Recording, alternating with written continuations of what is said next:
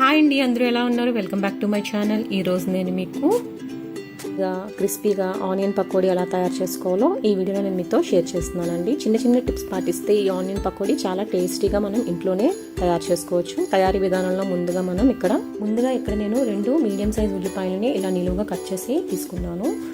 దీనిలో మనం కొంచెం సాల్ట్ని యాడ్ చేసుకోవాలి. అంటే టేస్ట్కి తగ్గట్టుగా సాల్ట్ని యాడ్ చేసుకోండి. ఇలా సాల్ట్ యాడ్ చేసుకున్న తర్వాత ఉల్లిపాయ ముక్కల్ని చేతితో బాగా ఒకసారి మనం కలుపుకోవాలి. అంటే ఇలాగా సింగిల్గా విడిపోవాలన్నమాట ఉల్లిపాయలు. ఇలా వాటర్ అంతా బయటకు వచ్చేస్తుంది, ఆనియన్స్లో ఉండే వాటర్ అంతా. ఇప్పుడు మనం శనగపిండిని ఒక 5 స్పూన్లు యాడ్ చేసుకుంటున్నామండి. అంటే బేసన్ పౌడర్ అంటారు కదా, అది. ఇప్పుడు దీనిలోనే మనం 2 స్పూన్స్ బియ్యం పిండి అండి, అంటే రైస్ ఫ్లోర్ని యాడ్ చేస్తున్నాము.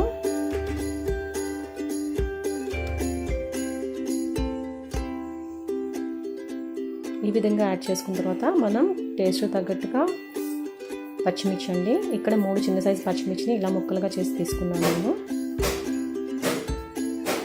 కరివేపాకు కూడా కట్ చేసి వేసుకోవాలి.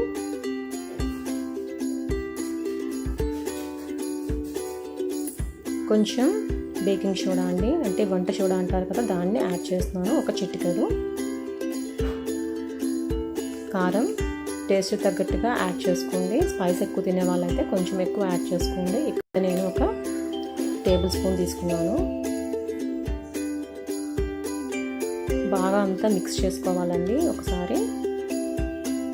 ఇలా మిక్స్ చేసుకున్న తర్వాత స్టవ్ మీద కడాయి పెట్టుకొని ఆయిల్ని హీట్ చేసుకోవాలి. ఇలా హీట్ అయిన ఆయిల్ కొంచెం మనం గరిటె సహాయంతో ఒక 2 స్పూన్స్ అండి, ఎక్కువ కాదు, 2 స్పూన్స్ ఆయిల్ని మనం ఆ వేడి ఆయిల్ని దీనిలోని యాడ్ చేసుకోవాలి. ఇలా యాడ్ చేయటం వల్ల పకోడీ చాలా క్రిస్పీగా ఉంటుంది, టేస్టీగా కూడా ఉంటుంది ఫ్రెండ్స్.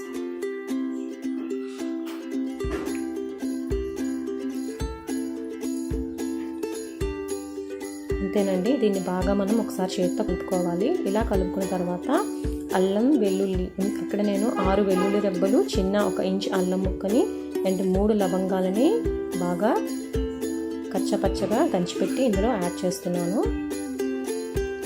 ఈ మిశ్రమం అంతా ఒకసారి బాగా చేతితో కలుపుకుంటే మనకి పకోడీ పిండి రెడీ అయిపోయినట్టే. ఇప్పుడు మనం స్టవ్ మీద కడాయి పెట్టుకొని ఆయిల్ని యాడ్ చేసుకొని పకోడీల్ని వేసుకుంటున్నాం.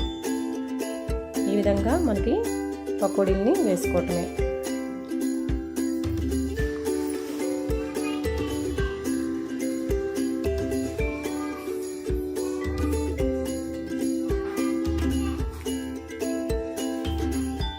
పకోడీల్ని గోల్డెన్ బ్రౌన్ కలర్ వచ్చేంత వరకు మనం వేయించుకోవాలి.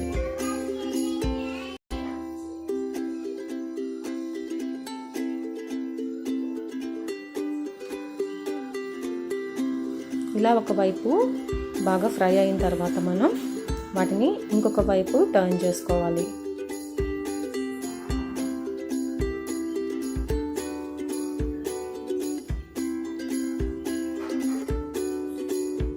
మీడియం ఫ్లేమ్లో పెట్టుకొని మనం పకోడీలన్నింటినీ ఇలా గోల్డెన్ బ్రౌన్ కలర్ వచ్చేంత వరకు వేయించుకోవాలి. ఇలా వేయించుకున్న పకోడీల్ని ఒక టిష్యూ పేపర్ మీద కానీ వేసినట్టయితే ఎక్స్ట్రా ఆయిల్ అంతా అబ్జర్వ్ చేసేస్తుంది.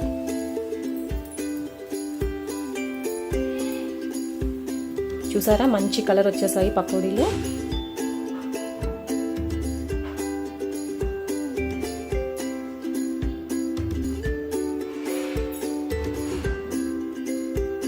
ఇది రెడీ అయిపోయిందండి. ఇది చాలా టేస్టీగా క్రిస్పీగా ఉంటుంది. ఈ రెసిపీని మీరు కూడా ట్రై చేయండి ఒకసారి, తప్పకుండా చాలా బాగుంటుందండి. ఈ వీడియో కనుక మీకు నచ్చినట్లయితే లైక్ చేయండి, షేర్ చేయండి, సబ్స్క్రైబ్ చేయడం మర్చిపోకండి. ఫర్దర్ నోటిఫికేషన్ కోసం పక్కనే ఉన్న బెల్ ఐకాన్ని ప్రెస్ చేయండి ఫ్రెండ్స్.